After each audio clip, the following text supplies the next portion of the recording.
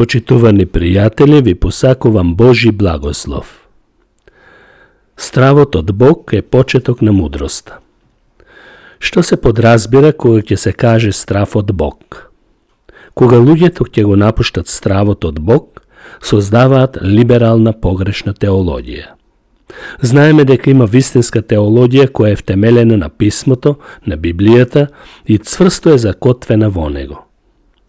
Но има и либерална теологија, која што високо ги вреднува личната автономност и слободата општо и го нема стравот од Бог, кој го штити човекот од зло и од секакви неправди. Карактеристиката на либерализмот е повик на некакви внатрешни општествени правила. Правила на совеста и религиозното искуство. За нив Исус е морален идеал или символ на божествената љубов, а не реален кој што реално го носи гревот и кој е посредник за спасение преку вера во него. Либералната теологија вредноста на религијата битно ја гледа во низините етички и општествени плодови. Библијата за таквите либералци е прирачник на религиозна и морална еволуција, а не на страф од Бог и живење според Божјата волја. Така што со време и во време може тоа да се менува. На човекот се гледа во основа како дека е добар и способен да ги остварува духовните потенцијали, во што му помага вистината и божествената милост. Кога зборуваме за либералната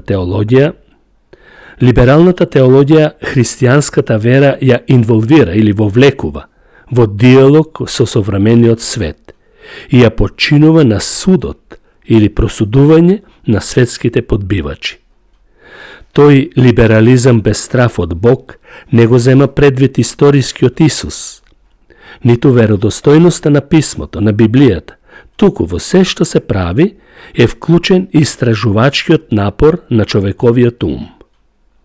И поаѓајќи од таквите гледишта, многу цркви ги претворија во дувла, во гнезда, каде што се кријат сите лицемери и кои со своите ставови ги омаловажуваат Божите вистини и немаат страф од Бог и неговиот закон. За разлика од либералната теологија, вистинската теологија го задржува Божиот суверенитет, авторитет, Библијата, како целосна Божја инспирација, целосна грешност на човекот, Божјата природа на Исус Христос како Бог и човек и неговата застапничка жртва. Есхатолошките моменти, вклучувајќи ги неговото доаѓање, стравот од казна, судот, рајот, пеколот и воспоставување на вечното Божјо царство.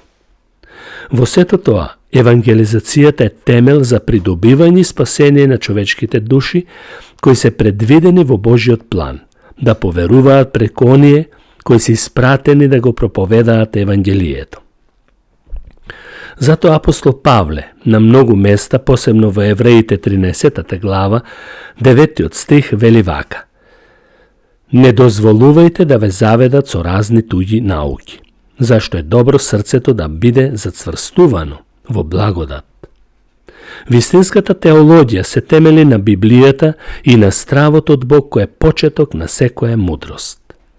Во неколку точки ќе кажам нешто за придобивките на стравот од Бог, кој е од голема полза за сите кои го имаат и го добиле благодарение на новиот живот во Исус Христос, како што Павле вели, кој е во Христос, тоа е ново создание. Старото помина, ете се стана ново.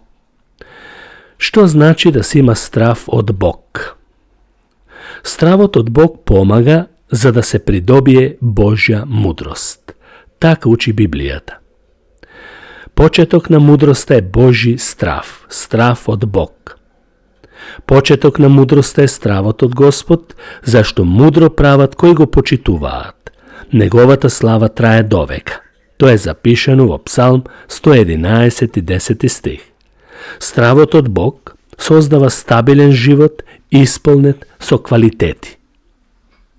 Како второ, стравот од Бог помага за да се служи исправно пред Бог. Исправно пред Бог. Библијата вели: бој се од Бог и служи му нему, прилепи се до него. Пример на таков страв од Бог е Авраам.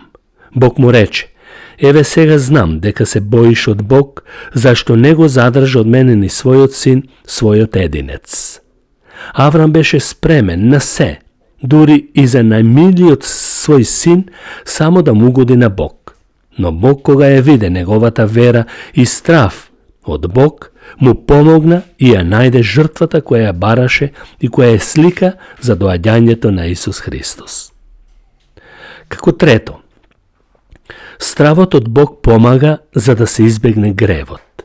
Ако имаш страв од Бог, ќе се плашиш да грешиш.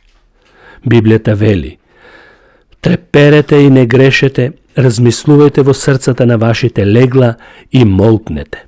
Тоа е запишано во Псалм 4, 4 стих.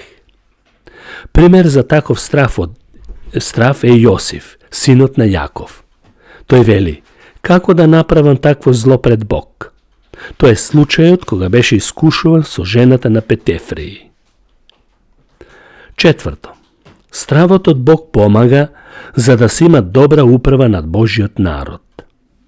Библијата вели: избери за служба луѓе кои се плашат од Бог. Тогаш избере од целиот народ способни луѓе, тоа се мисли на Мојсей кога Бог му заповеда, кои се плашат од Бог, кои се праведни, кои го мразат подкупот, па постави ги за главатари на народот. Да бидат илјадници, стотници, педесетници и десетници. Тоа е советот на Јотор што му го даде на Мојсей кога требаше да се растерети од грижата и водството на народот. Секогаш, во секоја пригода се бара луѓе кои се плашат од Бог. Како петто, стравот од Бог помага за да се намножува црквата. Што значи тоа? Во Библијата е запишано: и така, црквите по цела Јудеја, Галилеја и Самарија беа во мир, се изградуваа и одеа во Господовиот страв и со утехата на Светиот Дух се намножуваа.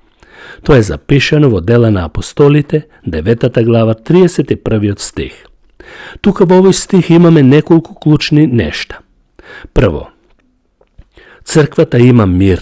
Второ, се изградува духовно. Трето, одеа во Господовиот страв. Четврто, со тоа ја добиваа утехата. И петто, Светиот Дух ги подкрепуваше и зацврстуваше во надежта и утехата. И како шесто, црквите се множеа или растеа. Со друг збор, бројот на нови верници се зголемуваше. Сето тоа беше резултат, затоа што црквата се плашеше од Бог, го почитуваше. Шесто, стравот од Бог помага за да се придобие благослов. Пример, египетскиот цар им се обрна и на еврејските бабици, од кои името на едната и беше Сепфора, а на другата Фуа, па им нареди: кога при раѓањето им помагате на еврејките, наблюдувајте, ако е детето машко, убијте го, ако е женско, нека живее. Но, гледајте сега, бабиците се плашеа од Бог и не правеа како што им нареди египетскиот цар, туку ги оставаа во живот машките деца и затоа египетскиот цар ги повика бабиците и им рече: зошто работевте така и ги остававте во живот машките деца? На тоа бабиците му одговорија на фараонот: еврејките не се како египетските жени. Тие се здрави, плодородни, тие веќе родиле пред да дојде бабицата кај нив. Бог го прими тоа за добро на бабиците. Народот се множеше и многу нарасна. А бидејќи бабиците се плашеа од Бог, тој им подари потомство. Тоа е благослов. Кога некој повеќе се плаши од Бог, а не од луѓето, резултатот е видлив и очигледен по примерот со бабиците или акушерките во Египет. И седмо, стравот од Бог помага за да се зацврсти верата. Јаков го нарече местото ветил каде што сонуваше, затоа тој даде 3 ветувања. Прво, Господ ќе биде мој Господ, каменот ќе биде Божи дом, тоа е второ, земјата во која престојува, и трето, ќе одвојува 10 за Господ. Тоа беше ветувањето на Јаков.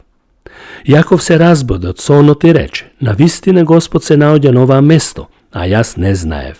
Se uplaši i reče, koliko strašno je ova mesto. Ne je drugo osven Božji dom, ova je vrata nebeska. Stravot od Boga je delo na Svetio Duh koji ne doađa prirodno. Той се добива благодарение на Светиот Дух и го води човечкиот живот во исполнување на Божјата волја. Ако имаш страф од Бог, ти си ја добил мудроста. Бог да ве благослови, почитувани. Амин.